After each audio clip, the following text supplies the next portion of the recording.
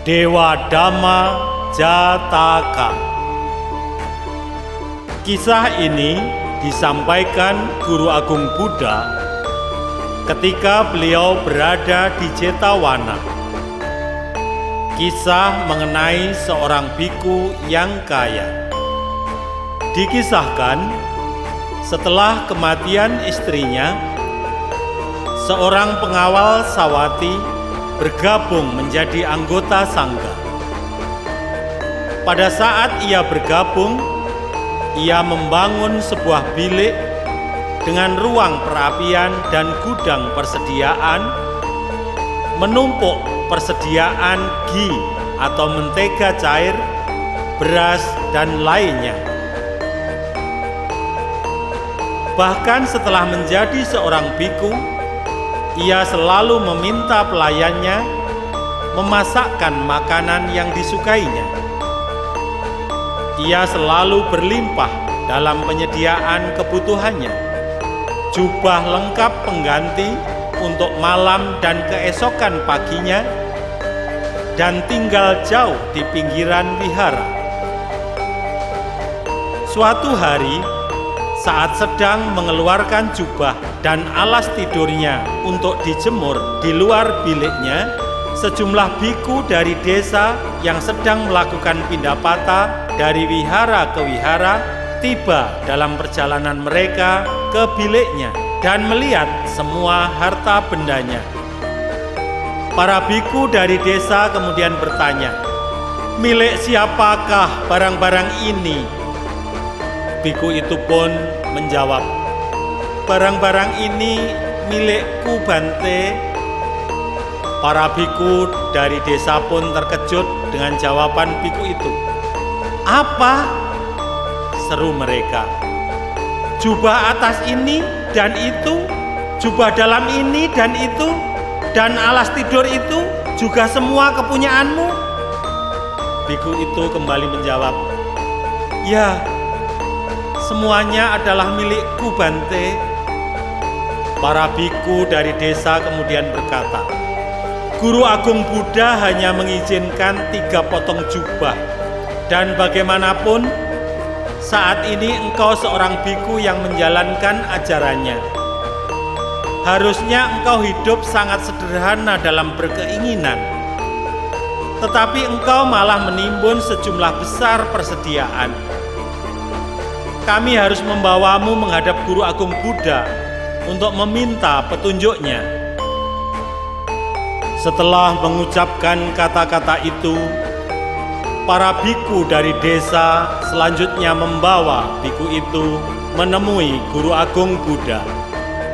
Guru Agung Buddha yang mengetahui kedatangan mereka kemudian berkata, "Wahai biku, mengapa kalian membawa seorang biku yang datang bukan atas kehendaknya sendiri?" Para biku dari desa menjawab, "Bante, biku ini hidup serba berkecukupan dan menimbun persediaan dalam jumlah besar." Mendengar apa yang disampaikan para biku, Guru Agung Buddha kemudian bertanya kepada biku itu, "Wahai biku, benarkah seperti yang para biku dari desa katakan, engkau hidup berkecukupan?" Biku itu pun menjawab, "Itu memang benar, Bante." Guru Agung Buddha melanjutkan pertanyaannya, "Mengapa engkau menimbun harta benda ini? Bukankah Guru Agung Buddha memuji kebajikan seorang biku dengan sedikit berkeinginan? Ia yang merasa puas, hidup menyendiri dan penuh ketekunan." Merasa marah mendengar perkataan Guru Agung Buddha, biku itu berkata, "Kalau begitu, mulai saat ini saya akan bertindak dengan cara seperti ini." Biku itu kemudian berdiri di tengah-tengah para biku yang lain, menanggalkan jubah luarnya dan hanya mengenakan pakaian sebatas pinggang. Melihat apa yang dilakukan oleh biku itu, Guru Agung Buddha selanjutnya memberikan dukungan moral dengan berkata, "Wahai biku, bukankah engkau di kelahiran lampau menjaga rasa malu dan takut berbuat jahat? Bahkan di saat engkau terlahir sebagai siluman air yang hidup selama 12 tahun, tetap menjaga rasa malu dan takut berbuat jahat. Bagaimana engkau bisa setelah mengucapkan janji untuk mengikuti ajaran Buddha yang bermanfaat ini, melepaskan jubah luarmu dan berdiri di sini tanpa rasa malu?" Mendengar kata-kata Guru Agung Buddha, timbul rasa malu pada biku itu. Ia kemudian mengenakan jubahnya kembali, memberi penghormatan kepada Guru Agung Buddha dan duduk di satu sisi. Para biku yang hadir pada saat itu kemudian memohon Guru Agung Buddha agar beliau menjelaskan hal yang telah dikemukakan oleh Guru Agung Buddha. Setelah semua biku siap, Guru Agung Buddha menceritakan hal yang selama ini tidak mereka ketahui dikarenakan kelahiran kembali. Suatu ketika di masa lalu, Brahmadatta memerintah di kota Benares di negeri Kasi. Pada saat itu Bodhisattva terlahir sebagai putra raja dari seorang ratu. Ia diberi nama Pangeran Mahingsasa. Saat Pangeran Mahingsasa sudah bisa berlari, pangeran kedua lahir dan diberi nama Pangeran Canda, yang berarti bulan. Namun saat Pangeran Bulan bisa berlari, ibunda dari Bodhisattva meninggal dunia. Setelah kematian istrinya, Raja Brahmadatta kemudian menikah lagi dengan seorang wanita yang membawa kegembiraan dan kesenangan baginya. Cinta mereka diberkahi dengan lahirnya seorang pangeran yang lain yang diberi nama Pangeran Surya atau Matahari. Merasa gembira akan kelahiran Pangeran Matahari, Raja memberikan janji untuk memenuhi satu permintaan ratu sebagai anugerah untuk bayi tersebut. Namun, ratu menyatakan bahwa ia akan meminta janji tersebut pada waktunya telah tiba. Setelah Pangeran Matahari dewasa, istri Raja Brahmadatta yang telah menjadi seorang ratu berkata pada raja, "Paduka, saat Pangeran Matahari lahir, engkau menganugerahkan satu permohonan padaku untuk kepentingannya. Maka jadikanlah Pangeran Matahari sebagai raja." Mendengar permintaan ratunya, raja serasa tidak percaya. Ia pun menjawab, "Tidak bisa.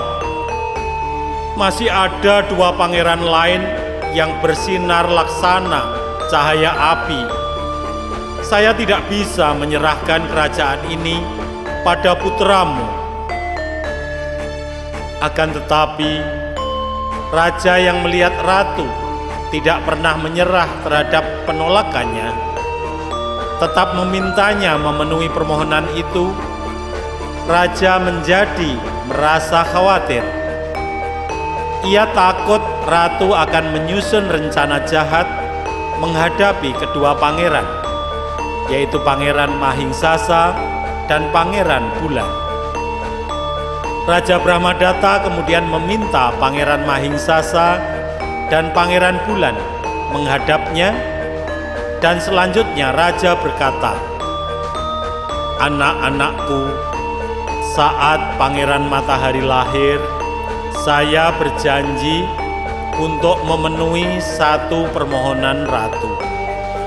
Sekarang ia meminta saya menyerahkan kerajaan ini pada Pangeran Matahari.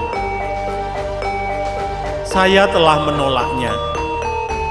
Namun, terkadang wanita dapat melakukan hal-hal yang sangat jahat, dan ia dapat saja mengatur rencana licik untuk mencelakakan kalian.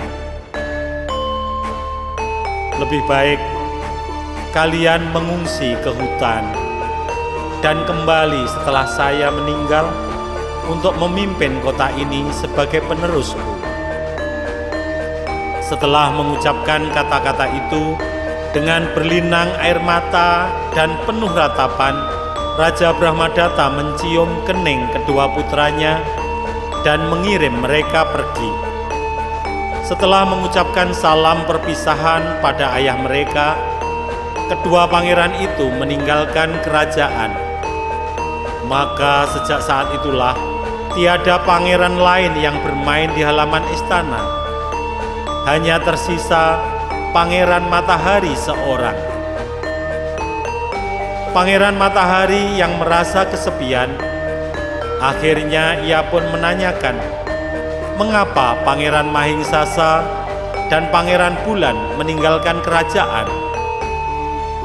Segera setelah mengetahui penyebab perginya kedua saudaranya, Pangeran Matahari memutuskan untuk mencari mereka. Ia pun meninggalkan kerajaan. Ketiga pangeran berkelana hingga tiba di pegunungan Himalaya. Setelah menepi dan duduk di bawah pohon, Bodhisattva atau Pangeran Mahingsasa berkata kepada Pangeran Matahari, "Matahari adikku, pergilah ke kolam yang ada di sana. Minum dan mandilah di kolam itu. Lalu bawakan sedikit air minum untuk saya dan Pangeran Bulan dengan menggunakan daun teratai." Tanpa sepengetahuan Pangeran Matahari, kolam itu adalah kolam yang dihuni dan dikuasai oleh siluman air yang diberikan oleh Wesawana dengan sebuah perjanjian. Kecuali mereka yang mengetahui tentang dewa yang sebenarnya, semua yang masuk ke dalam kolam dapat dimakan oleh siluman air. Bagi mereka yang tidak masuk ke dalam kolam, maka tidak diizinkan untuk disentuh oleh siluman air. Oleh karena itulah, setiap ada orang yang masuk ke dalam kolam, siluman air itu selalu menanyai mereka apa yang mereka ketahui tentang dewa yang sebenarnya, kemudian melahap mereka yang tidak mengetahui jawabannya.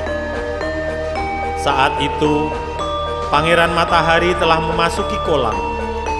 Tanpa terduga, ia ditangkap oleh siluman air itu, yang kemudian bertanya kepadanya, "Apakah kamu tahu siapa dewa yang sebenarnya?" Pangeran Matahari menjawab, "Ya, saya tahu. Dewa yang sebenarnya adalah matahari dan bulan." Mendengar jawaban Pangeran Matahari, siluman air berkata, "Kamu tidak tahu jawabannya." Kemudian siluman air menarik Pangeran Matahari masuk ke dalam kolam dan menahan pangeran itu di kediamannya di dalam kolam. Menyadari adiknya, Pangeran Matahari belum kembali setelah pergi begitu lama. Bodhisattva mengirim Pangeran Bulan untuk pergi ke sana, ke kolam yang dihuni oleh siluman air.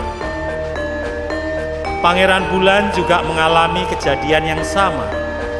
Ia ditangkap oleh siluman air dan ditanyai dengan pertanyaan yang sama. "Apakah kamu tahu siapa dewa yang sebenarnya?" Pangeran Bulan menjawab, "Ya, saya tahu. Dewa yang sebenarnya adalah 4 penjuru surga." Mendengar jawaban Pangeran Bulan, siluman air berkata, "Kamu tidak tahu jawabannya."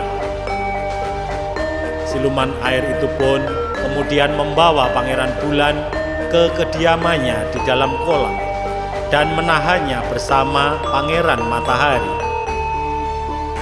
Menyadari Pangeran Bulan juga belum kembali setelah pergi begitu lama, Bodhisattva merasa yakin sesuatu telah terjadi pada mereka. Ia segera menyusul dan menemukan jejak kaki mereka menuruni kolam itu. Seketika itu juga Bodhisattva menyadari bahwa kolam itu pasti dihuni oleh siluman air. Ia pun mengeluarkan pedangnya untuk bersiap-siap, memegang busur dan menunggu. Saat siluman itu menyadari Bodhisattva tidak berniat masuk ke dalam kolam, ia mengubah wujudnya menjadi penjaga hutan. Ia menyapa Bodhisattva, "Kamu tentu letih dengan perjalanan ini, teman. Mengapa tidak masuk ke kolam, mandi dan minum, lalu hiasi dirimu dengan teratai? Setelah itu, kamu dapat meneruskan perjalanan dengan lebih nyaman." Seketika mengenalinya sebagai siluman, Bodhisattva bertanya, "Apakah engkau yang telah menawan kedua adikku?" Siluman air menjawab, "Hahaha, benar, aku telah menawannya." Bodhisattva bertanya kembali, "Mengapa engkau menawannya?" Siluman air menjawab, "Karena saya berhak atas semua orang yang masuk ke kolam ini." Bodhisattva merasa kaget. Ia pun berkata, "Apa? Semua orang yang masuk ke kolam ini adalah hakmu?"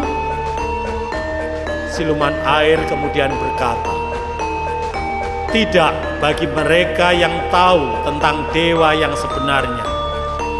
Di luar itu, semua adalah milikku." Bodhisattva selanjutnya bertanya kepada siluman air, "Apakah siluman air ingin tahu mengenai dewa yang sebenarnya?" Siluman air mengatakan bahwa ia ingin mengetahuinya. Setelah mengetahui keinginan siluman air, Bodhisattva selanjutnya memberitahu kepada siluman air mengenai dewa yang sebenarnya. Siluman air pun mendengarkan dengan seksama.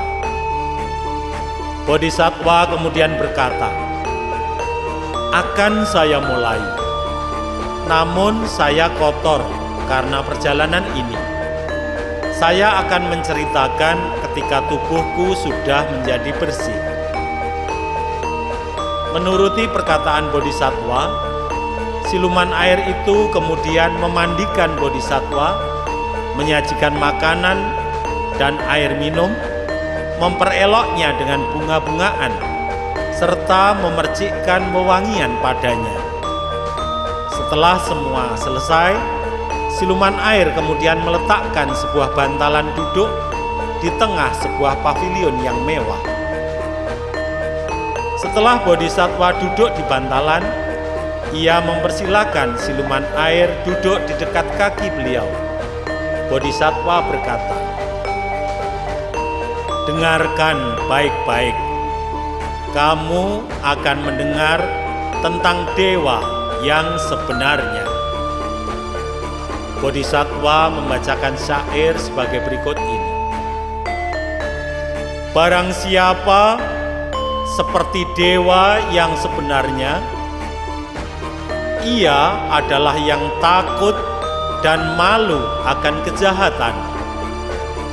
Barang siapa yang memiliki batin yang tenang, gemar akan kebajikan. Saat siluman itu mendengarkan syair itu, ia merasa gembira, lalu berkata pada Bodhisattva, "Oh manusia yang bijaksana, saya merasa puas dengan jawabanmu. Akan saya kembalikan salah seorang saudaramu. Saudara manakah yang kamu inginkan?" Bodhisattva mengatakan, ia ingin agar siluman air melepaskan saudara mudanya. Itu artinya Bodhisattva menginginkan Pangeran Matahari untuk diselamatkan. Mendengar jawaban Bodhisattva, siluman air berkata, "Wahai manusia yang bijaksana, walaupun kamu mengerti dengan jelas mengenai dewa yang sebenarnya, tetapi kamu tidak bertindak demikian." Bodhisattva kemudian menjawab, "Mengapa demikian? Kenapa kamu bilang jika saya tidak bertindak bagaikan seorang dewa?" Siluman air pun berkata, "Mengapa kamu memilih membebaskan yang muda daripada yang tua tanpa melihat kedudukan mereka?" Mendengar perkataan siluman air, Bodhisattva kemudian berkata, "Siluman, saya tidak hanya mengerti mengenai dewa yang sebenarnya, saya juga melaksanakannya. Karena Pangeran Mataharilah kami mencari perlindungan di hutan.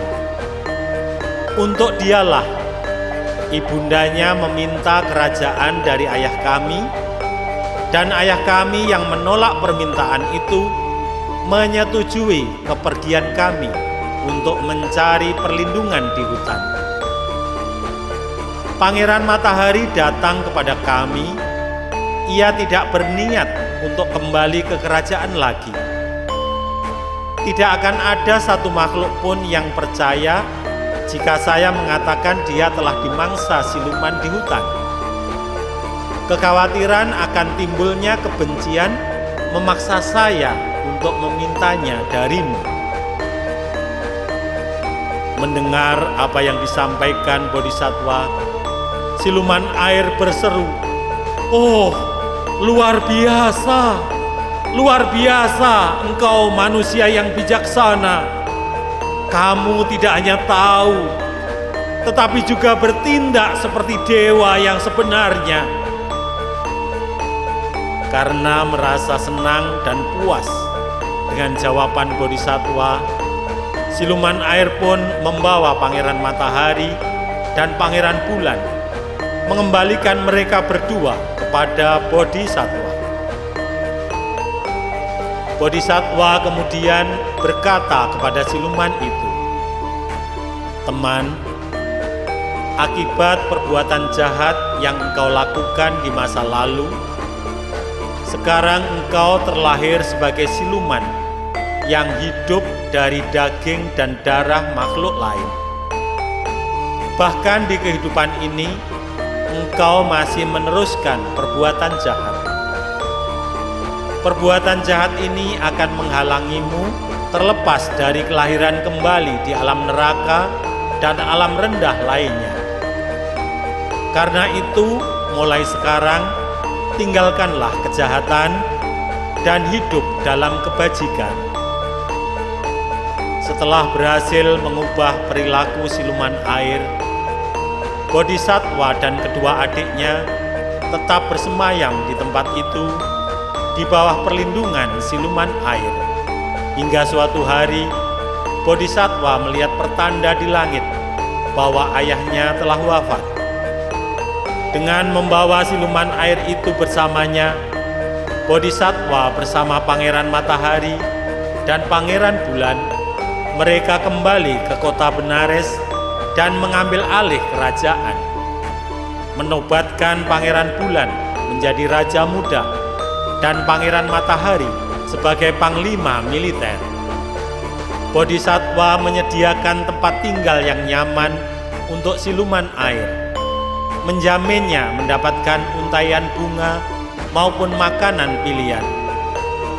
Bodhisattva sendiri memerintah dengan adil hingga akhirnya meninggal dan terlahir kembali di alam sesuai dengan apa yang telah ia perbuat. Ketika uraian ini berakhir, Guru Agung Buddha melanjutkan dengan pembabaran Dhamma. Saat Dhamma selesai dibabarkan, biku yang sebelumnya hidup berkecukupan dan menyimpan semua perlengkapannya mencapai buah dari tingkat kesucian Sotapanya.